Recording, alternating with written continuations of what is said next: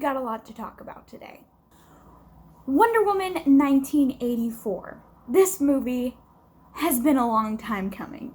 As a DC fan and a fan of the Wonder Woman character and a fan of Patty Jenkins and Gal Gadot's first movie, Wonder Woman, that came out in 2017, I believe, that just seems like a million years ago at this point, and it kind of is. So yeah, this movie's been greatly delayed. I'm just kind of honestly happy that it's finally here. It came about in a very strange way, with it being available for both streaming and available for to go see it in the theaters. I have HBO Max, so I watched it on the streaming service. I watched it with my sister as soon as it debuted because, like I said, we're fans and we were very excited to watch the movie. With all that being said, how is Wonder Woman 1984? It's a sequel film. So my biggest question always about sequel films is, does it fall into the sequel trap? As we all know, sequels can be incredibly hard to do. Most of the time, they aren't that great, especially if the first film was very, very good. And in my opinion, Wonder Woman, that took place in World War I, the first film that came out in 2017, was very good. It was a great debut for her, a great almost origin story for her, and I really did enjoy it. It was a great one-off piece. Now, this sequel, it is very fun, and there is a lot of good elements to it, but it is flawed. So that's what we're going to be talking about today in my review of Wonder Woman 1984. So the first part of this review is going to be non-spoiler, and I will let you know as soon as we get into the spoiler section. So if you haven't yet seen the movie, you can watch the first part, and if you have seen the movie and want to hear about all the juicy spoilers, then you can watch the second half. And if you just don't care and haven't seen it and want to hear the spoilers anyways, then watch the video to your heart's delight. Alright, so, like I said, sequels can be incredibly hard. And I say that knowing that that is not really an excuse to make a bad film, but it's just a reality in the world that we live in with filmmaking as it is.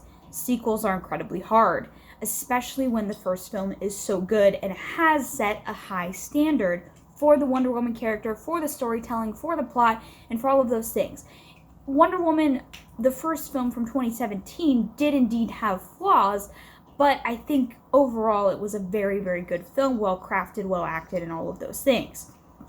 So while there are some flaws with Wonder Woman 1984, I do think it's a very fun film. There's a lot of good things in it. It's very bright. It's very beautiful. There's lots of funny jokes. And the reunion that happens between Chris Pine and Gal Gadot, Steve Trevor, and Wonder Woman is a very good one. I enjoyed it. I didn't realize how much I needed it until I saw it on the screen. And then I was like, oh, closure in my heart. That's what I needed. So that was a very nice reunion to have there. That's not a spoiler. If you didn't see any of the trailers, I apologize, but Steve Trevor has already been heavily promoted to be in this movie. Time for a drink break. Anyways, that's not a spoiler. It is a very fun film, and I had a great time watching it. I wasn't bored. I had a good time watching it. So let's break down people's performances. Gal Gadot, obviously, Wonder Woman. She's great. She's very well casted as Wonder Woman. Zack Snyder knows what he's doing. We should all trust him anyways. I don't know why we don't. But, I mean, at this point, I think we trust him. At least we should. Anyways, that casting is great, and she does an amazing, phenomenal job as Wonder Woman once again. Chris Pine, fabulous. Always fabulous. Steve Trevor was so good. In the first Wonder Woman movie. He's good here. It's a little bit, we'll get into the spoilers. That's all I'm going to say with Chris Pine's character. Pedro Pascal as Maxwell Lord. I actually really like his version of Maxwell Lord. It's a very interesting plot with kind of weird mythology, more Greek mythology in it, and kind of a little bit of a genie in a bottle situation. That's all I'll say for those who haven't seen it. But yeah, it's good. It's a tormented performance at times, and I really enjoyed that. I actually really liked the way he played the character. Now, Kristen Wiig plays an interesting character, Barbara Minerva, as we know, who turns into Cheetah. But we will get into it in the spoilers. That's what we'll do. Yeah. But, I mean, I will just say this. I liked her in the first half of the movie way, way more than I did in the second half. And we will talk about why that is. And one of the things I really did like about this movie, as we finish up with the characters and with our non-spoiler part, is it felt like I had just picked up a comic book and I was reading like a comic book series, like 5 issues of a series of a storyline of a plot that we were doing. I was reading that. That's what it felt like. It felt very like a comic book, and that was really nice. I really enjoyed that. It is because it's a storyline that is very believable that would come from the comics. I like that. I enjoyed it. Okay, so that's what I'm going to talk about for non-spoilers. I know that really gives like people who want to know their like my thoughts on the film very little, but I think honestly, for those of you who haven't seen it and don't want to be spoiled, the best thing I can tell you is it's a sequel that is very fun, but it's flawed. So you just kind of have to understand that.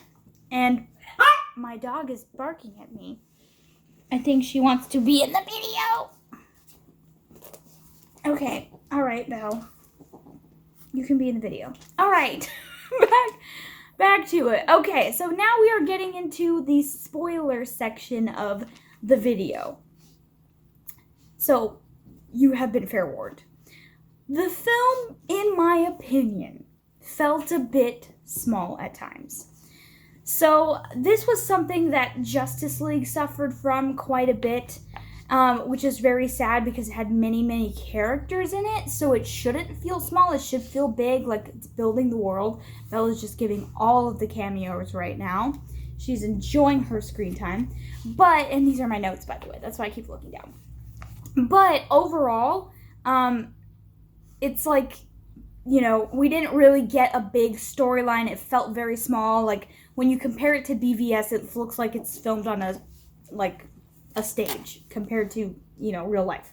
So that was really annoying about Justice League. And at points, Wonder Woman 1984 feels that way. It feels very small. It's not really connected to anything that else is going on because it is in 1984, so there's no other characters that she's really interacting with other than Cheetah and Maxwell Lord. She's not interacting with anybody that we've met before, like Batman or like Superman or the Flash or anything like that. And you could say, well, Wonder Woman, the first Wonder Woman was like that too. Well, and it kind of was. It kind of was, but also in the beginning, there's clear references to Batman, so it gives you an overarching feeling that it's a part of something, but also the reason why I think the first Wonder Woman didn't feel small is because the plot doesn't feel small. This is my biggest issue with Wonder Woman 1984. The plot is very non-consequential. There's no consequences at all. I mean, there are consequences, and then there aren't. And that's very annoying, okay? Very annoying. So, for instance, with the first film, obviously the big bad is Ares, the god of war, and there's a big battle sequence that a lot of people had issues with because it's a big CGI battle at the end. I didn't really have any issues with it. I thought it was cool. It was like a family reunion, and it kind of brought in all the Greek mythology and kind of how messed up that is. And I really liked that part. So, the thing that people forget is we don't really know if Ares died or not. So there's still kind of consequences for what happened because he's probably still out there. We know World War II is coming. So he's still going to be scheming as he is. You know, he's still the god of war after all. We didn't really defeat the big bad. In this, however, all the consequences that are set up throughout the film are completely reversed by Wonder Woman giving a speech. You guys, I want to love this movie. I want to. But seriously? Giving a speech? Really? 2 people? I mean, she makes Maxwell Lord see his son, and that's kind of what ends his like crazy kill rage or whatnot, and his madness where he's like, more power, please. But a speech, and all of these people that wanted all of these things are like, I renounce my thing. And also, at no point did it set up that all you had to do to get rid of this wish was just say, I renounce my wish. That's it. That's all you have to do. It's just like, what? The consequences are very, very small. There's literally no consequences. So it just makes the film feel very small. Like, there's nothing to be gained. There's nothing to be lost here. It's just there. And that's very frustrating because this is a Wonder Woman character that we just saw battle in World War I, and it was amazing, and it was compelling, and the story was very good. And the consequence of seeing Steve Trevor give up his life, sacrifice his life, we saw that, we felt that. I know I felt that. And none of that is here. Steve Trevor, again, has to die, obviously, because it's not actually Steve Trevor. It's just him trapped in this other poor guy's body. And he has to be given up because Wonder Woman is losing her power. So, in the end, while I did enjoy the reunion between Steve Trevor and Wonder Woman, I don't know. I don't know, because it reverses the beauty and the memorableness and the important ending to the first Wonder Woman movie. In my opinion, that's what it does.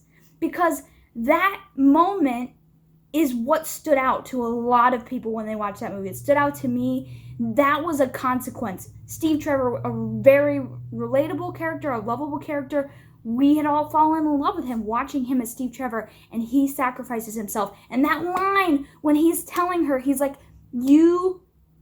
I can save today, but you can save the world, you can save tomorrow, you can do it. And I can do this right now. This is what I can do. And he goes up and does it. And how she can't hear him, and then finally she realizes what he says, and he sacrifices himself. And then in the pain of that moment when she sees that he's died, that's a very powerful moment in that movie. And all of that is stripped away in this film just to bring him back momentarily. He's not even going to be around anymore. He just comes back for a small moment in time. So it's really not that, it's not worth it. It's not worth taking away all of this beautiful storyline and beautiful work that was put in place by Patty Jenkins herself and by the story writers, and just throw it all away for a storyline that is really not that great. It's not. That was very frustrating to watch. I was like, are you serious? At the end of the movie, when they literally just killed him off again, I was in awe. So yeah, those are some of the issues. Again, it's still a very fun movie. I still had a good time. These characters are still great. I still enjoyed seeing them on the screen. I love that we can get these movies, because I know an era like this is not going to last forever, where we're going to have comic book movies. Comic book movies, we are in the era of comic book movies, and I know that that is not going to last forever. So I do enjoy being able to watch these films, and I enjoy that these films are being made at an incredible rate. But this was a bad storyline. It was not that strong. It's not bad, it's just not strong. No consequences, again. Okay, the villains of the film. Like I said, Pedro Pascal, I really liked his tormented version of Maxwell Lord. Again, no consequences, so he ends up just being kind of a nice guy at the end with a kid. That's it. Not the villain that he is supposed to be. Maybe in the future he will return to being a villain, but yeah. Again, this movie is just a movie of reverse course. It's like every single character in the movie got a mulligan. They're like, try again next time. And it's the same thing with Cheetah. they just reversed all of it. Barbara Minerva becomes Cheetah through Maxwell Lord's power that he gets through the stone that is made by a Greek god. We're not really shown who does make it, but it's clearly a trickster god or something like that, because it's a wish, but they take something from you. He becomes the stone, Maxwell Lord becomes the stone, and then he gives her the power. She wants to be an apex predator. He makes her Cheetah, whatever. She clearly renounces her wish, or it's taken away somehow, because at the end of the movie, it shows you Barbara again, and she's not Cheetah anymore. So it was just, for one fight sequence, it was just very not worth it. I loved Barbara's character in the beginning, like I said earlier. Barbara's character in the beginning of the movie is great. She's funny. She is relatable because no one listens to her. And Kristen Wiig's performance, is it Kristen or is it Kirsten? Why do I always doubt myself? Anyways, Barbara's performance at the beginning is very good. I loved it. It was strong. I was like, this is great. I'm enjoying this. The setup of her character is really, really good. But as soon as she comes into the White House to have that little fight scene with Wonder Woman, I was just soured. I was like, I don't know if I like this. And then she's just Cheetah for 10 minutes of the movie. That's not good enough. And then she's not Cheetah anymore. So why? What was the point? Again, no consequences. All of it is a reverse action. So all of it happens and then it doesn't happen. So it's it's given to you and then it's taken away. So it's like, thanks. Thanks for that. So yeah. In the end, I don't even know what I'm going to say. But in the end, I did enjoy a few things from the movie. I feel so bad. I want to love this movie, guys. I want to love it. I want to. But it falls into, in my opinion, the sequel trap. And it doesn't live up to the hype. It has no consequences for its storyline. Therefore, the storyline and plot fall incredibly flat. There's no journey for the characters, really. It's everything that was in the first movie, all of the feeling and emotion, it's almost void in this film, because they tried to rely on that rallying point that happened in the first movie. They tried to bring it back in this one with Steve Trevor sacrificing himself again, and it just doesn't work this time. It just doesn't work. And honestly, it kind of made me mad that they tried to do it again. I'm just like, this is why? So there's no consequences. There are great character performances that happen in the film. Like I said, Gal performs great. Chris performs great. Kristen performs great. Pedro performs great. Really great characters, and I want to see them again. But the storyline doesn't work for their characters, and the consequences that it tries to set up are all taken away at the end of the movie. There's no consequences, and it's solved too easily. Way too easily. A speech cannot solve the world crumbling and going into nuclear war. It can't. No. I don't like that.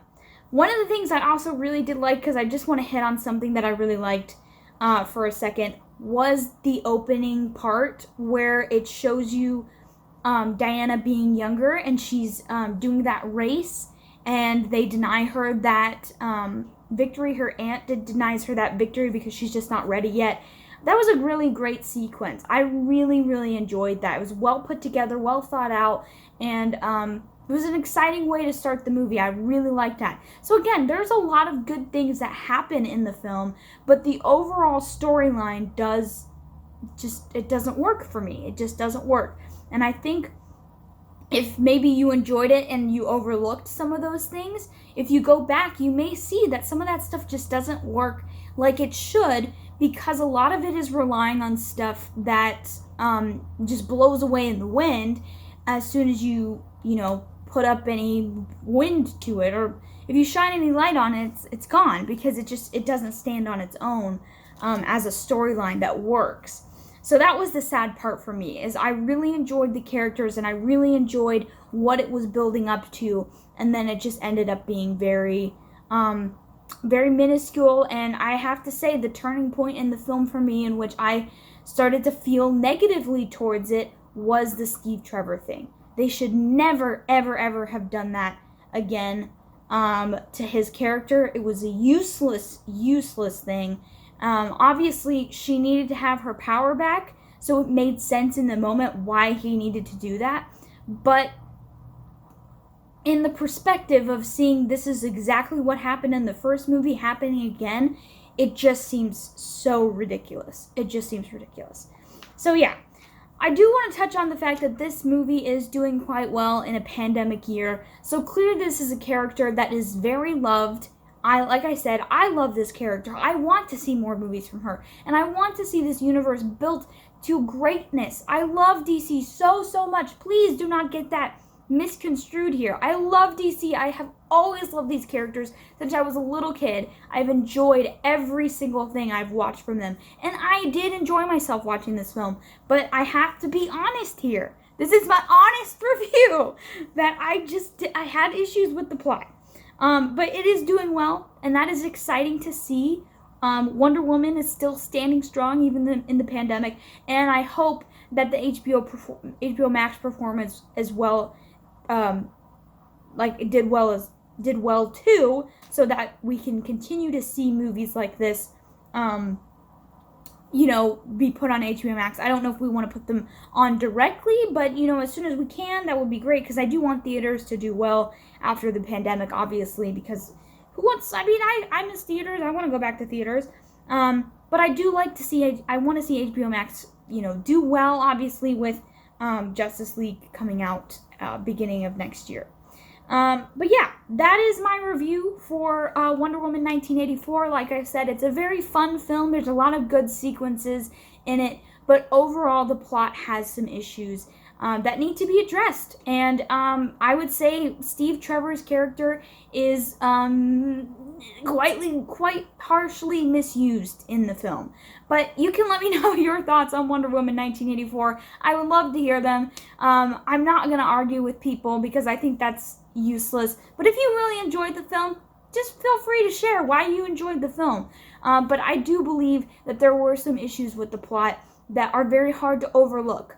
Even though I enjoyed the film, there's some issues that are very hard to overlook. But you can let me know your thoughts down below, and I will catch you all next time. Bye!